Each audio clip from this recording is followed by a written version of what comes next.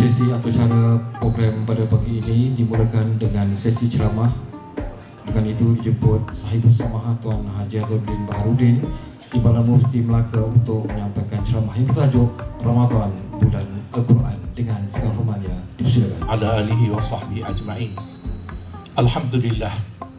Walladzi arsala rasulahu bil huda wa dinil haqq liyudhhirahu 'ala ad-dini kullihi walau karihal musyrikun. فإن الحديث كلام الله خير الهدي هدي محمد صلى الله عليه وسلم شر الأمور المحدثاتها وكل محدثة بدعة وكل بدعة ضلالة وكل ضلالة في النار أما بعد. Yang berbahagia dikasihi Tuan Abdul Aziz Abdul Rahman, sahabat saya Ustaz Abdullah Hashim, pegawai kanan di BKL, tuan-tuan guru, para asatizah, para habaib, seterusnya hadirin hadirat muslimin dan muslimat yang dikasihi sekalian. Pertamanya bersyukur kita kehadrat Allah Subhanahu wa taala, alhamdulillah. Dengan limpah inayahnya, alhamdulillah, pada pagi ini kita berkumpul di tingkat 30 Menara 1 di BKL ini untuk kita mentakzimkan kitab Allah, iaitu Al-Quranul Karim. Tuan-tuan sidang hadirin sekalian, tajuk yang diberikan untuk kita kupas pada pagi ini ialah Ramadan Bulan Al-Quran. Yang ini memang tepat dan memang betul, kerana mengikut kupasan ulama, Ramadan ini adalah induknya kepada nama bulan tersebut. Tapi ia juga dikenali sebagai Syahrul Sabar, bulan sabar. Dia juga dikenali sebagai Syahrul Quran. Dia juga dikenali sebagai Syahrul Iman dan macam-macam nama. Jadi Syahrul Quran ini merupakan nama kedua yang popular selepas daripada Syahrul Ramadan. Kenapa apabila disebutkan Ramadan, bagaikan aur dengan tebing, bagaikan irama dengan lagu, dikaitkan dengan Al-Quran? Kerana Allah SWT menyebut Syahrul Ramadan allazi unzila fihi Al-Quran. Bulan Ramadan itu merupakan bulan turunnya Al-Quran. Kalau kita menyingkap sejarah Al-Quran, Al-Quran ini diturun dalam 3 peringkat. Peringkat yang pertama dari sisi Allah SWT ke Lauhil Mahfuz. Yang ini Allah rakamkan dalam Al-Quran, bal huwal Quranul Majid fi Lauhil Mahfuz. Ya, sesungguhnya Al-Quran yang kukuh itu, ya, datangnya daripada Allah, diturunkan ke Lauhil Mahfuz. Di Lauhil Mahfuz itu diturun secara daf'al wahidah, secara sekaligus 30 juzuk. Kemudian daripada Lauhil Mahfuz ke Baitul Izzah, langit dunia, itu pun diturunkan sekaligus. Peringkat yang ketiga barulah daripada Baitul Izzah di langit dunia turun kepada Rasulullah SAW, bermula daripada 17 Ramadan tahun pertama kerasulan Nabi SAW. Dan penurunan yang pertama itu berlaku di Gharul Hira, di Gua Hira, di Jabal Nur. Kalau siapa yang pernah pergi umrah, pergi haji, dia boleh membayangkan di mana kedudukan yang dikatakan Jabal Nur itu. Maka ayat yang pertama turun adalah dalam surah Al-Iqra, dalam surah ayat 1 hingga 5. Itulah ayat yang pertama turun. Bila Jibril mengatakan Iqra, lalu Nabi SAW mengatakan ana biqari, aku tak boleh baca.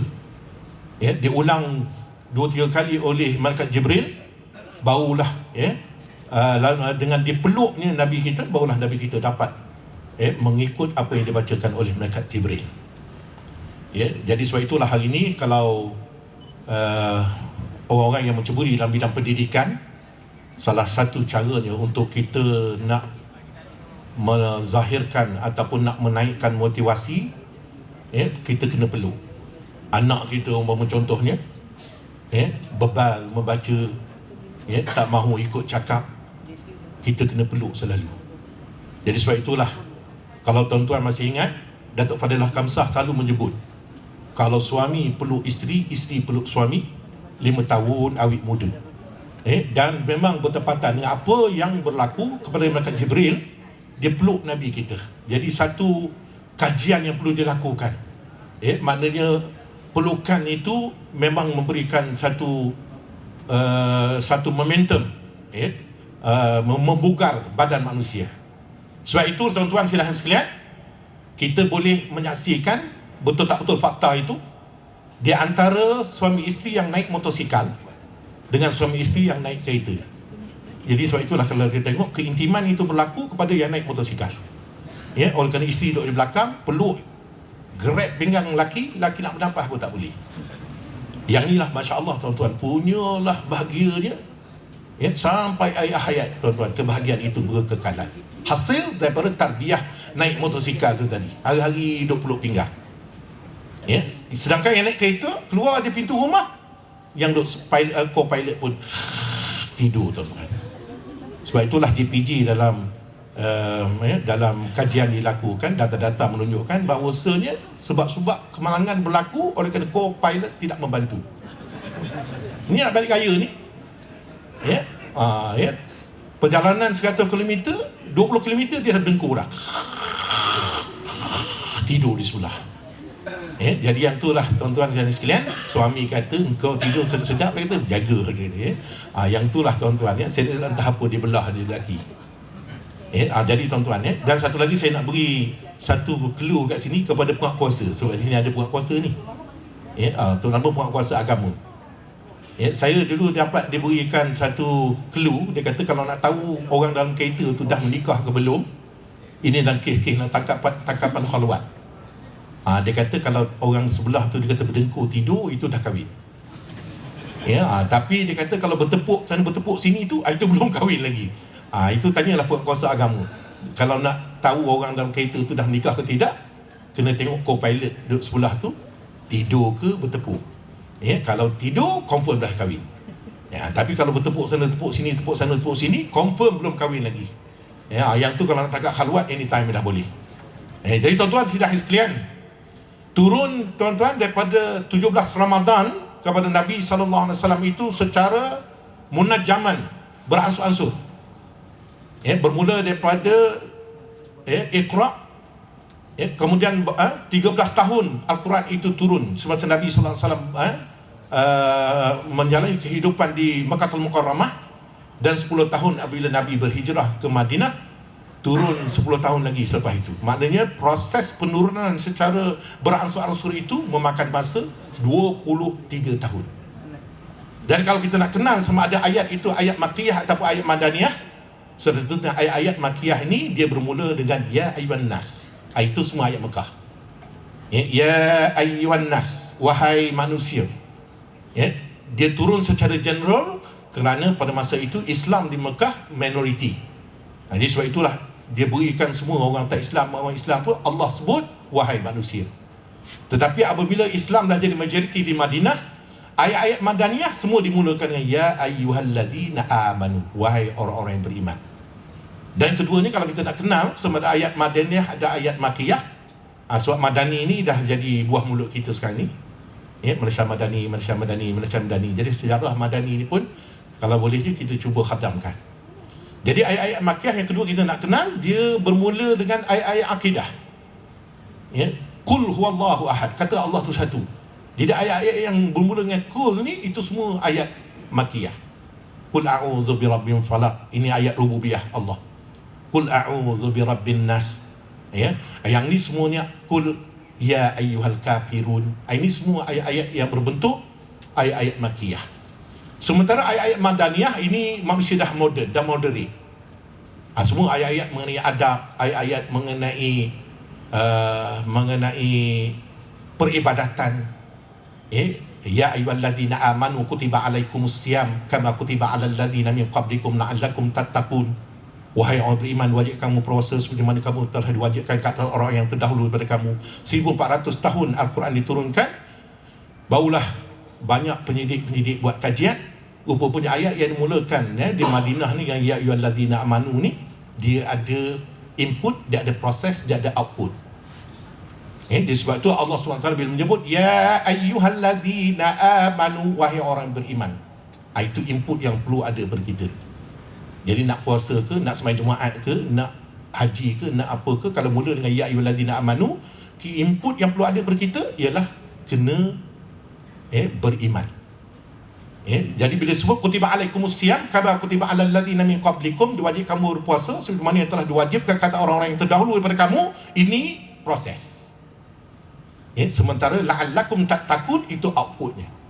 Jadi cuba tengok dalam Al-Quran ayat-ayat yang dimulakan dengan ya ayyuhalladzina amanu, wahai orang beriman. Di sana jadi input, dia ada proses, dia ada output ataupun outcome. Begitu indah tuan-tuan ayat-ayat Allah SWT, masya-Allah. Jadi oleh kerana itu Ramadan memberikan satu peluang untuk kita, untuk kita nak mengulang kaji balik semula sejarah Al-Quran ini. Oleh kerana ianya diturun pada bulan Ramadan, dan pentadbiran oleh malaikat Jibril kepada Nabi SAW pun berlaku dalam bulan Ramadan. Jibril datang bertalaki Al-Quran, membetulkan bacaan, membetulkan tajwid, membetulkan tartil, semuanya semasa turunnya sekali dalam bulan Ramadan. Malaikat Jibril turun datang untuk membetulkan bacaan Nabi SAW. Jadi sebab itulah selain daripada satu ibadat sunat diganda menjadi satu ibadat wajib, dan satu ibadat wajib yang dilakukan Allah gandakan menjadi satu pahala, menjadi hingga 700 gandaan pahala. Dan kalau seandainya kita baca pula Al-Quran ini pada malam Lailatul Qadar, oleh kerana Al-Quran itu pula punyalah mulianya, ia diturunkan dalam bulan yang paling mulia, iaitu bulan Ramadan. Diturunkan kepada orang yang paling mulia, iaitu Nabi Muhammad SAW. Diturunkan malam yang paling mulia, iaitu malam Lailatul Qadar. Inna anzalnahu fi Lailatul Qadar. Sesungguhnya Al-Quran itu turun pada malam Lailatul Qadar. Kemudian Allah tanya kepada kita, wa ma adraka ma Lailatul Qadar. Tahukah kamu malam Lailatul Qadar itu apa dia? Lailatul Qadar khairun min alfi syahrin. Malam Lailatul Qadar itu lebih baik daripada 1000 bulan. Ada kita sebut 1000 tak banyak mana bro. Dapat bonus 1000, celah gigi je pergi jalan Tunku Abdul Rahman nak beli barang raya, tak nampak barang. Sekarang ni 1000. Kita kena faham tuan-tuan, mengikut Syekh Sattar Fathullah Sain, ketika mana ayat itu turun, matematik masyarakat Arab pada masa itu dapat mengira setakat 1000. Sebab itu ayat itu turun dengan 1000. Oleh kerana 1000 lah nilai matematik yang paling tinggi pada masa itu. Tetapi kata Syekh Sattar Fathullah Sain, kalau hari ini matematik orang boleh membilang sampai trilion, kalau ayat itu turun sekarang ini, kemungkinan dah bertukar menjadi Lailatul Qadar khair min triliar syahr. Malam Lailatul Qadar itu lebih baik daripada trilion bulan. Ini bermakna tuan-tuan, masya-Allah, Lailatul Qadar ini Allah berikan sejuta, setrilion pahala untuk kita merebutkannya, mencarikannya untuk kehidupan kita. Jadi tuan-tuan pada sekalian, Al-Quran yang dijadikan sebagai Ramadan itu sebagai bulan Al-Quran, sudah tentunya Rasulullah SAW banyak ada hadis menjuru kita disuruh baca Quran. Jadi sebab itulah tuan-tuan pada sekalian, Rasulullah pun dah mengingatkan kita, wala taj'al buyutakum al-maqabir. Jangan jadi rumah kamu itu seperti kubur. Apa maksud di sini? Maksudnya rumah-rumah yang tak dibacakan ayat Quran di dalamnya, maka diibaratkan rumah itu bagaikan kubur. Jadi sebab itulah dalam kita nak berinteraksi dengan Allah SWT, naklah kita mendirikan sembahyang banyak-banyak. Man qama ramadanan imanan wa ihtisaban ghufira lahu ma taqaddama bi dzambi. Barang siapa yang mendirikan pada malam Ramadan, ulama hadis kata qama itu rujuk kepada tarawih, dan ada mengatakan apa saja sembahyang yang kita dirikan pada malam Ramadan itu dia termasuk dalam qama. Ramadan imanan, dengan iman, wahtisaban, dan pengharapan benar-benar kepada Allah, ghufira lahu ma taqaddama min dzambi. Allah akan delete semua dosa-dosa kita yang terdahulu. Ini offer yang cukup hebat. Jadi oleh kerana itu tuan-tuan sidang sekalian, oleh kerana Al-Quran yang diturunkan tadi, dia merupakan pada malam Al-Qadar, dan ianya pula diturunkan untuk menyelesaikan masalah manusiawi. Jadi sebab itulah 13 tahun Nabi SAW duduk di Mekah dengan keadaan jahiliah Mekah yang cukup hebat pada masa itu. Jahiliah Mekah ni tuan-tuan dan sekalian, tak boleh kita nak gambarkan. Kalau seandainya kalau boleh tengok tuan-tuan dalam masalah arak, minum arak kalau di Mekah pada masa itu bukan pakai botol tuan-tuan, pakai tempayan. Nak tengok orang tu bangsawan tak bangsawan, tengok tempayan arak dekat rumah dia berapa. Macam satu ketika dululah, kalau di Melaka, di Tanjung Keling tu, nak tahu orang tu bangsawan tak bangsawan cecaluk, tengok tempat yang cecaluk dekat belakang rumah dia berapa. Itu jugalah kalau di Kelantan, nak tahu orang tu bangsawan Budu, tengok tempat yang Budu dia berapa. Dan begitulah arak ni tuan-tuan. 5 kali Allah turunkan mengenai arak ni. Mula kata minum, tapi manfaatnya tak banyak mana. Sahabat minum lagi, ingatkan semayang, kul ya ayyuhal kafirun, tak jumpa punca. Turun lagi ayat mengatakan boleh minum, tapi nak semayang jangan minum. Tak jalan juga. Jadi apabila last kali mengatakan rijsun min amali syaitan fajtanibuh, naklah kamu jauhkan arak itu, kerana rijsun min amali syaitan, dia merupakan amalan syaitan. Penduduk Mekah pada masa itu memecahkan segala botol-botol arak pada masa itu, sehingga diriwayatkan hampir banjir kota Mekah pada masa itu dengan air arak. Masya Allah tuan-tuan, selesai masalah arak. Begitu juga tuan-tuan pada sekalian, dalam masalah zina, berlaku zina jahiliah Mekah ni tuan-tuan, semua live. Tak ada menyuruh-nyuruh pergi ke Hanyai, menyuruh-nyuruh pergi ke Batam. Tengok ada dah orang jiran-jiran pergi ke sana juga, takut jumpa kat sana malu. Secara live ini zina. Nak bunuh anak tuan-tuan, jahiliah Mekah pergi tengah padang pasir, gali-gali lubang, tolak anak tu mati, ditanam hidup-hidup. Kita hari ni tuan-tuan, kalau nak bunuh anak pun isi dalam plastik elok-elok, letak dekat pagar masjid, ada nota pula dalam plastik itu, tolong selamatkan baby ni tak berdosa, yang berdosa kami 2 orang je. Ada juga tuan-tuan nota dia dalam plastik. Jahiliah Mekah tuan-tuan, nota pun tak ada, apa pun tak ada. Semua tuan-tuan dapat diselesaikan oleh Nabi SAW melalui mujizat Al-Quran. Jadi sebab itulah Jos Bernard Shaw, dia merakamkan dalam buku dia di Juni Islam, Keaslian Islam, dia menyebut, I have the conclusion that Muhammad was indeed a great man and a benefactor of mankind. We was writing at the most the organizing team. Dia dengan orang Kuala Lumpur ni, dia cakap orang putih sikit-sikit, bocilik kat mata kan. I have the conclusion, saya ada benda dia kata untuk disimpulkan, that Muhammad was indeed, Muhammad ni kalau dipati secara mendalam, a great man. Dia merupakan manusia yang cukup luar biasa. Apa luar biasanya Nabi? Kerana Al-Quran yang turunkan pada 17 Ramadan itu yang dia menjadikan great. Cakap orang putih ni tuan-tuan, kalau great ni tak ada benda yang lebih besar daripada great.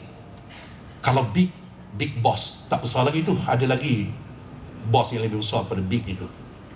Kalau giant pun dah bankrupt tuan-tuan.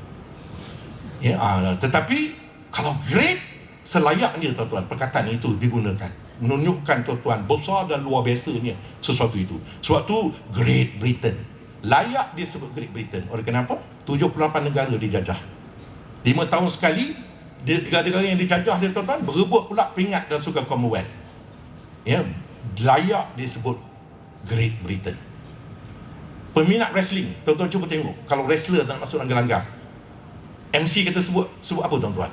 The Great. Dia kata tak payah tengok tuan-tuan yang masuk dalam gelanggang tu, calang-calangnya hak organ punya badan. Orang putih dia tak buat kerja tuan-tuan. Kalau dia kata The Great, tengok cicak man yang keluar. Orang putih tak buat kerja macam tu tuan-tuan.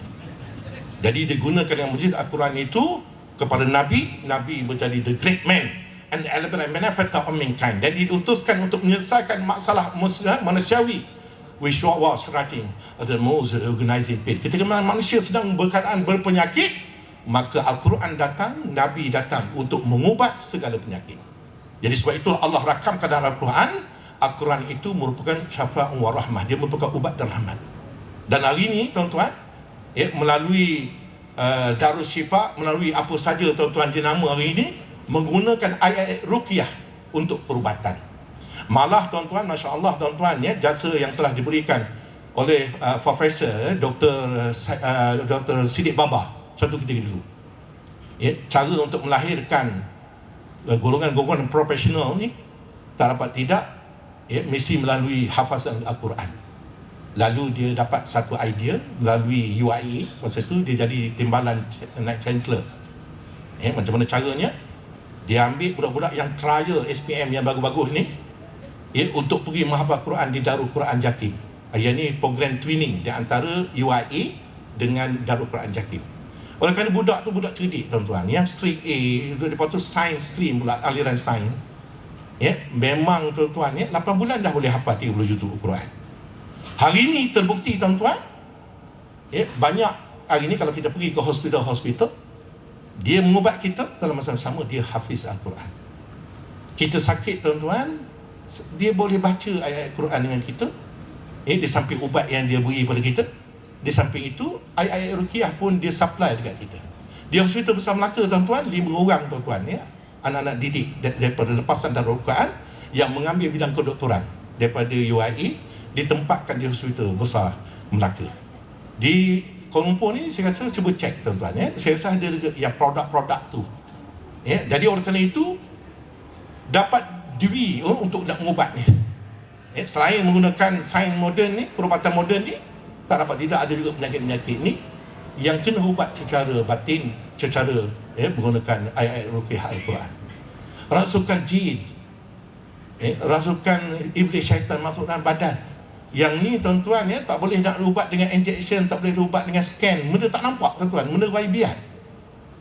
Sebab itulah ciri-ciri orang beriman itu Allah sebut yang pertamanya innal ladzina yu'minuna bil ghaib, iaitu beriman dengan perkara ghaib, perkara metafizik yang tak dapat dipegang, tak dapat dirasa, tak dapat dilihat. Jadi oleh itu Al-Quran, Al-Quran mengajar kita.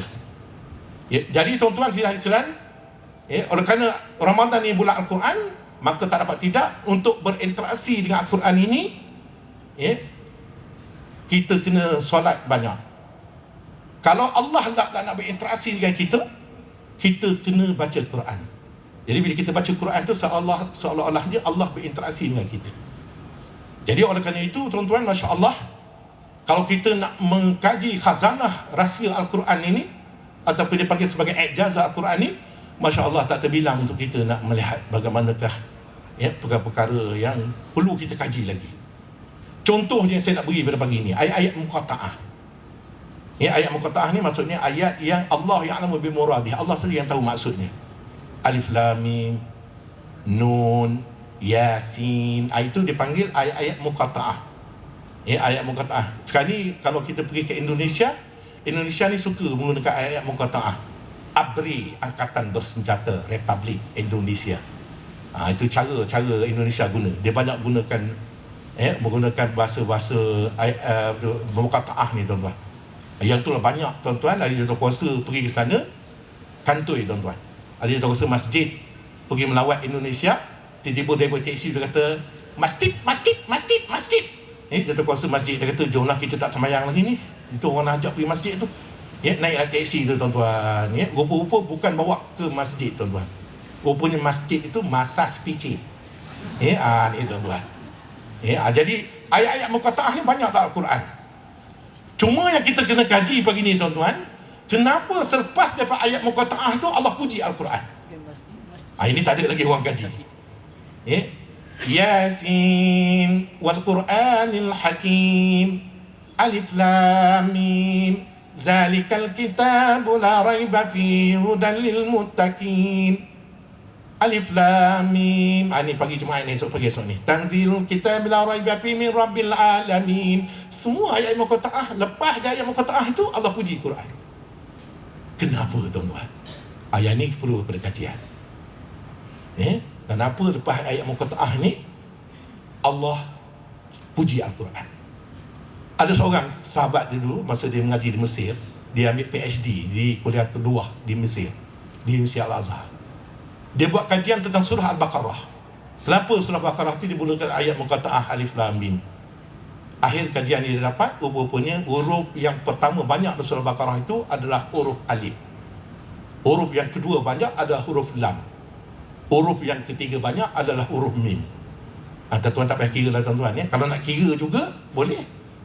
Kalau seandainya tak betul apa yang dikira oleh student daripada Indon tu, maknanya boleh report dengan Al-Azhar, PhD dia boleh tarik balik. Kalau tak betul lah tuan-tuan. Sebab dia dah buat tesis PhD, dia dah kaji. Jadi huruf Alif paling banyak, yang dua banyak huruf Lam, dan tiga banyak adalah huruf Mim. Jadi tuan-tuan, kalau kita kaji lagi, Masya Allah tuan-tuan, enjah Al-Quran ni. Dalam bab-bab mencuri, Allah dulukan lelaki. As-sariqu was-sariqatu, lelaki yang mencuri dan perempuan yang mencuri. Dia dulukan lelaki dulu dalam bab mencuri. Tapi dalam bab berzina, Allah dulukan perempuan pula. Az-zaniatu waz-zani, perempuan-perempuan yang berzina dan laki-laki yang berzina. Kenapa dalam bab mencuri Allah dulukan lelaki, tapi dalam bab berzina Allah dulukan perempuan? Ya, kalau kita kaji dalam sudut akal kita yang cetek ni, mudah saja matematik dia. Ya, sebab mencuri ini kena tenaga lelaki. Tenaga perempuan tak larat nak angkat tong masjid tu. Ya, itu bukan tenaga perempuan. Nak angkat mesin ATM, ya, sampai driver backhoe pun garu kepala. Macam mana dia angkat dia? Saya baru nak tarik dengan backhoe ni, rupa-rupa ni dia dah boleh tarik dah. Ini memerlukan tenaga yang cukup banyak. Jadi mencuri ni tuan-tuan kena tenaga banyak. Nak pecah tingkap, nak pecah pintu, kena ada tenaga. Jadi sebab itulah dalam bab mencuri ini Allah dulukan lelaki dulu. As-sariqu was-sariqatu. Ya, tapi dalam bab berzina Allah dulukan perempuan dulu. Kenapa? Az-zaniyatu waz-zani. Sebab daya tarikan pada perempuan itu. Orang lelaki kalau pergi bazar Ramadan tak pakai baju, muntah orang kat bazar Ramadan. Orang perempuan kalau pergi bazar Ramadan tak pakai baju, tak tahulah siapa yang muntah pula tuan-tuan. Itulah bezanya kenapa zina ni Allah dulukan perempuan tuan-tuan, sebab daya tarikan perempuan itu cukup hebat. Yang itulah kalau kita pergi bazar Ramadan kadang-kadang orang lelaki habis pahala kat situ je. Minta maaf lah bang, kuih ni inilah yang adanya. Makin kecil ni kat kuih ni. Yalah ustaz, puasa kita. Yang puasa dianya kuih tu takkan puasa juga. La ilaha illallah tuan-tuan.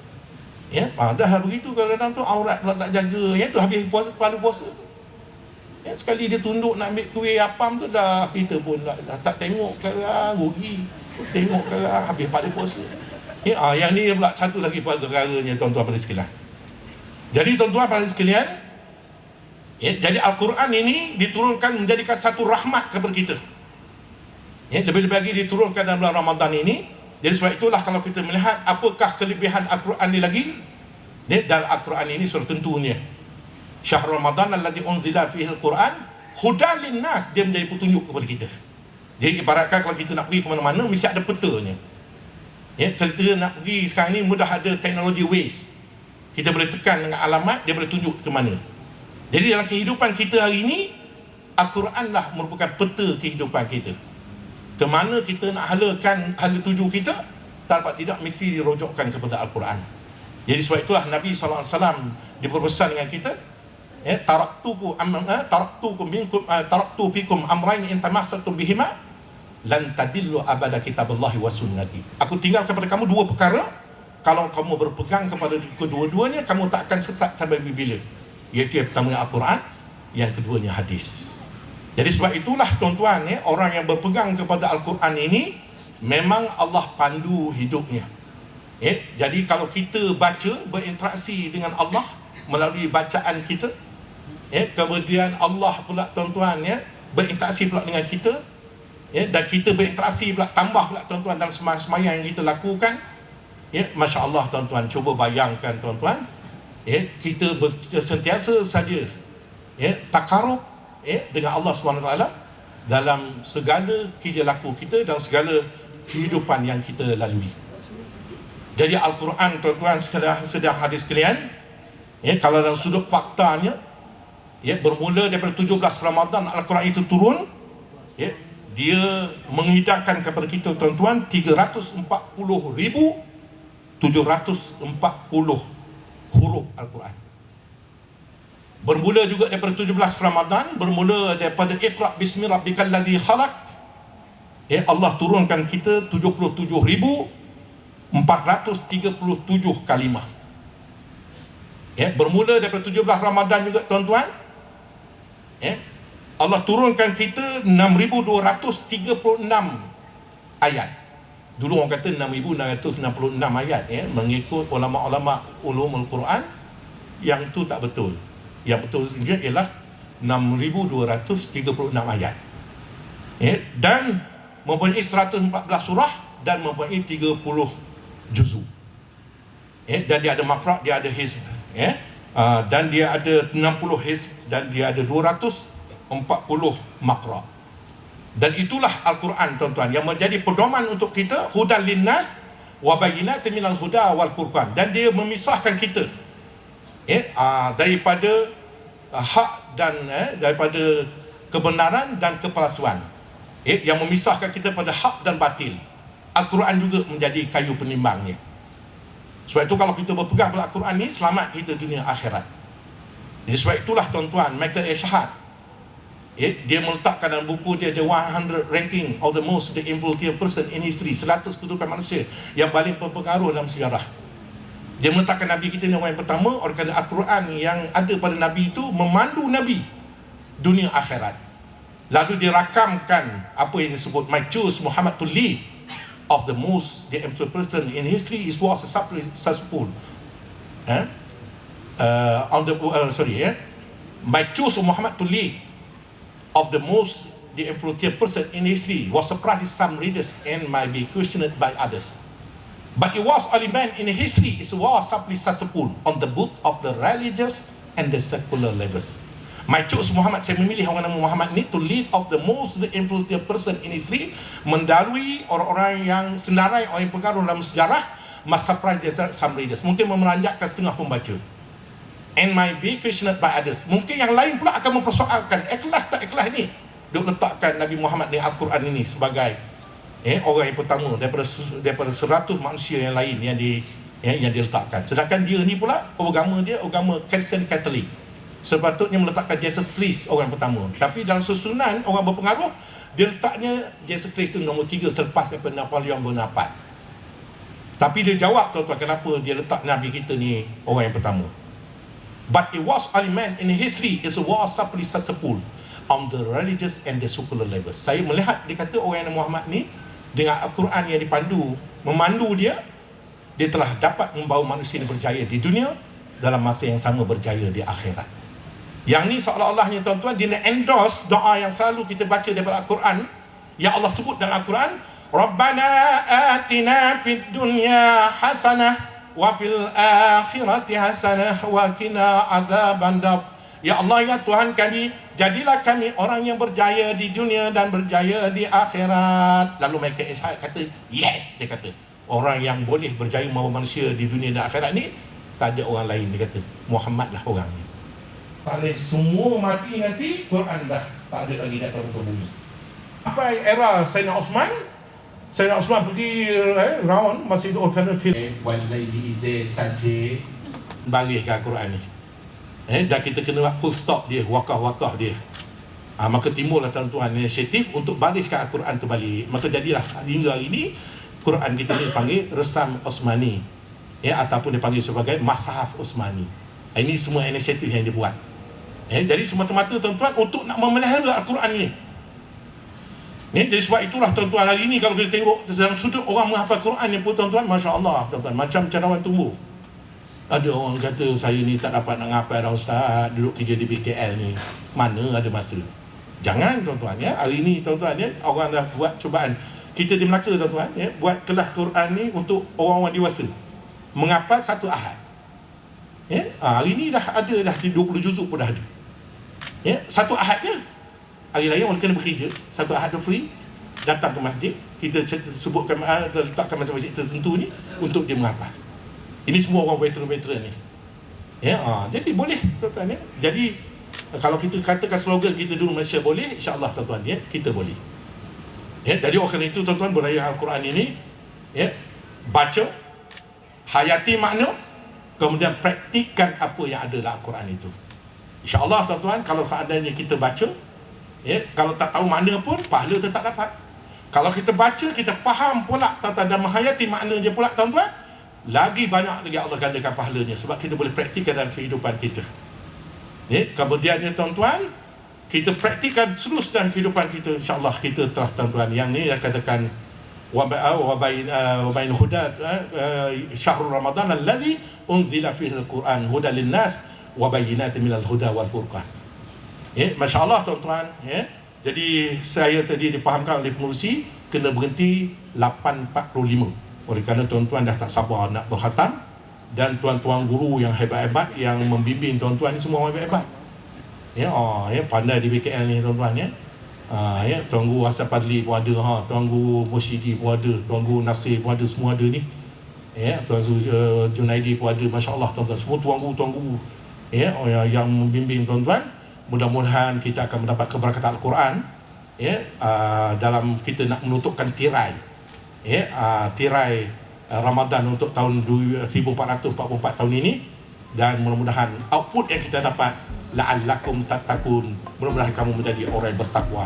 Orang bertakwa tu kita boleh nilai dia dalam 4 ciri kalau kita keluar dari masa Ramadan esok. Pertama, khauf min rabbil jalil, kita takut kepada Allah. Takut kepada Allah macam bukan takut hantu kalimah balik rumah, tapi kita takut kita terjerumus pada dosa dan noda, dan kita takut segala amal ibadat yang kita buat selama ni Allah tak terima. Itu dimaksudkan khauf min rabbil jalil.